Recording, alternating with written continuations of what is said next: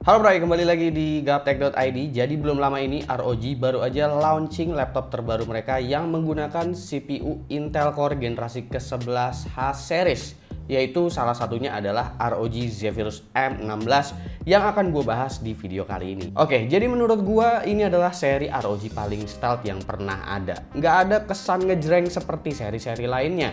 Bahkan kalau kalian inget, Zephyrus G14 aja itu tetap ada gimmick berupa anime matrix meski secara bentuk laptopnya nggak kelihatan gaming-gaming banget. Kalau ngomongin tampilan juga sebenarnya ini lebih mirip kayak ROG Flow X13. Stealth dan gak ngasih kesan mencolok untuk logo ROG-nya. Sama ini nih, dia kayak ada apanya gitu ya. Jadi kayak ada yang mengkilap-mengkilap gitu deh sekilas. Nggak mencolok sih, tapi ada lah pokoknya. Cuma ya form factornya ini besar dan nggak bisa di flip ke mode tablet seperti Flow X13. Zephyrus M16 ini cuma bisa sampai 180 derajat aja.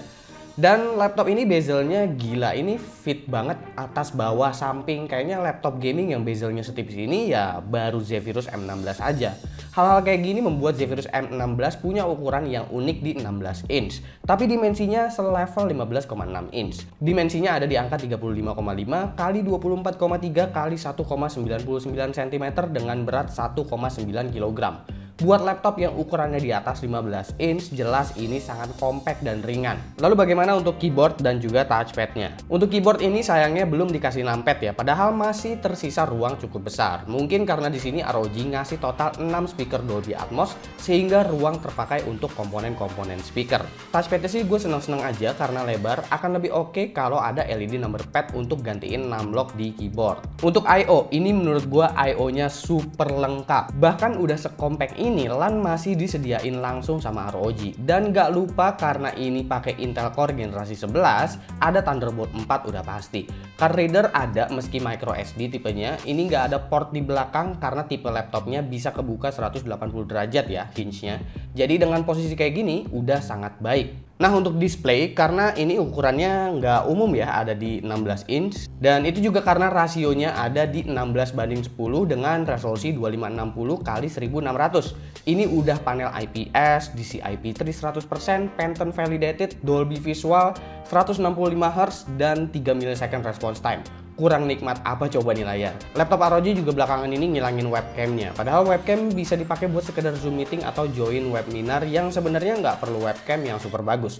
Akhirnya itu webcam balik lagi, dan sekali lagi bezelnya tetap terjaga tipis di sini meski panel layarnya itu lu tahu sendirilah tadi kayak gimana ya. Lalu spesifikasi, bagaimana nih soal spesifikasinya? Gue bisa bilang sih sebenarnya spesifikasinya ini hampir mentok kanan semuanya. CPU-nya menggunakan Intel Core i9 11900H, GPU-nya RTX 3060 laptop 95 Watt Dynamic Boost, 2x8GB DDR4 3200 MHz, NVMe SSD Gen 4, iya beneran Gen 4, dan 1TB, Wi-Fi 6 dengan Bluetooth 5.1, include dengan Windows 10 plus Office Home Student. Dari spesifikasi yang dikasih, seharusnya kalian udah bisa ngebayangin ya kalau harga laptop ini memang nggak murah. Karena untuk NVMe SSD yang PCIe Gen 4 dan apalagi kapasitasnya 1TB, itu harganya aja kalau beli terpisah udah hampir 4 juta sendiri hanya untuk storage-nya. Loh kok bisa sih laptop pakai NVMe PCIe Gen 4? Iya, itu memang karena Intel Core generasi ke-11 untuk PCI Express-nya memang udah mendukung PCIe Gen 4 baik untuk GPU-nya ataupun untuk storage-nya. Dan ROG memanfaatkan dukungan ini dengan cara memberikan langsung NVMe yang Gen 4 by default ke dalam laptop ini. Lalu opsi upgrade-nya gimana nih? Karena ini kan seri Zephyrus, ditambah lagi platformnya Intel. Karena kalau kita lihat kemarin-kemarin, seri Zephyrus tuh kebanyakan rata-rata susah buat di-upgrade. Apalagi kalau platform Intel, rata-rata RAM-nya disolder semua lah, terus storage juga M2-nya cuma ada satu slot lah. Tapi yang satu ini nggak begitu.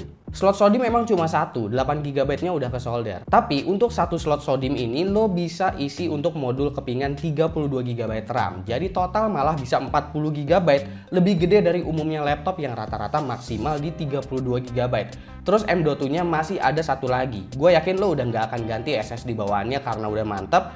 Tapi mau diisi lagi yang slot kosongnya ini boleh banget. Jadi secara platform menurut gue Intel dengan H-Series-nya kali ini secara platform ya gue udah bisa bilang ini platform yang top banget lah.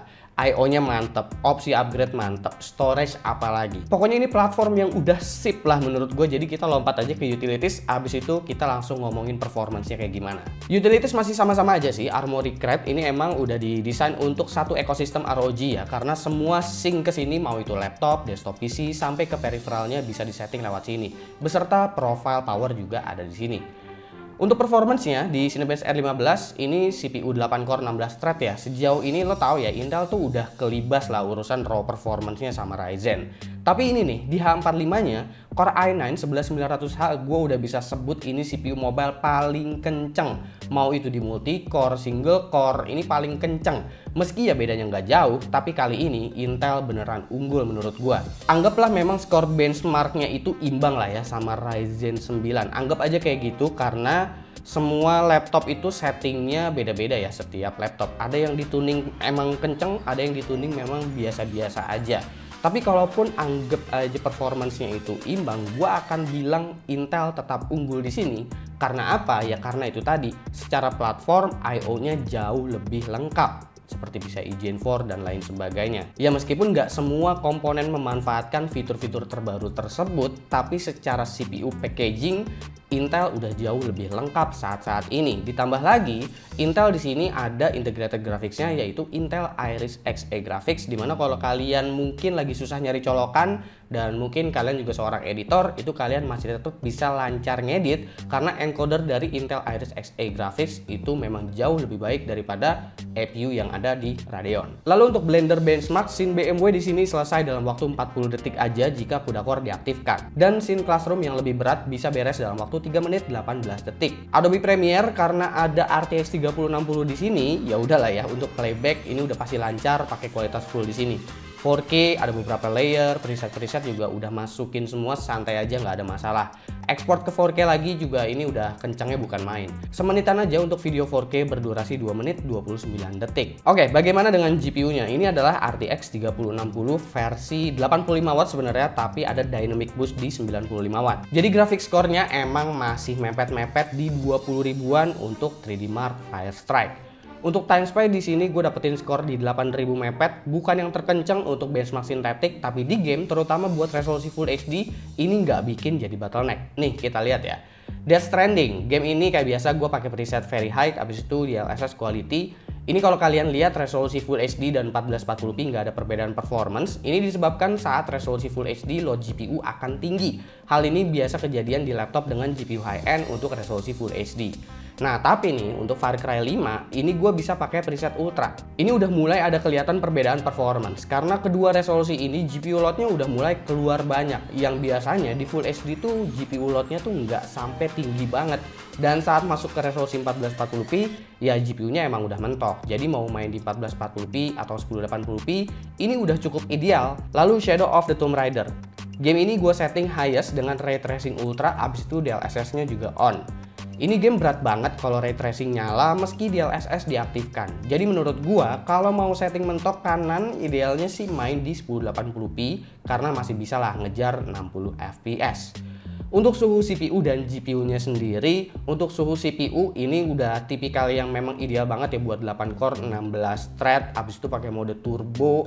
Untuk suhu 90-an saat full load itu memang masih bisa diwajarkan lah.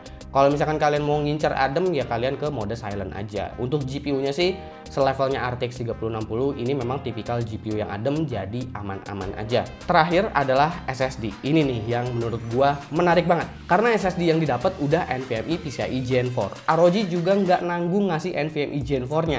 Langsung NVMe yang kontrolernya bisa tembus speed 7 GB per second. Bukan 5 GB per second lagi, tapi 7. Ini yang gua dapat dari Samsung ya, tapi nggak nutup kemungkinan bisa juga OEM-nya dari WD, Micron, atau yang lainnya. Oke, kita masuk ke bagian harga dan juga kesimpulan untuk ROG Zephyrus M16. Sebenarnya untuk harga sih ada beberapa versi. Yang pertama itu ada mulai dari Rp26.999.000, tapi itu adalah versi Core i7, SSD-nya 512 GB, GPU-nya itu adalah RTX 3050 Ti.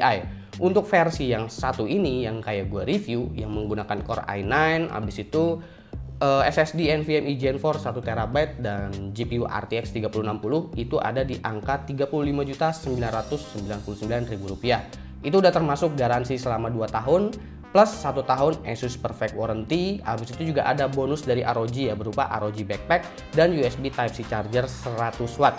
Sebenarnya sih ada juga yang bonus ROG headset ya, ROG Delta, tapi gue rasa kayaknya itu versi yang agak limited ya untuk bonus yang headset itu.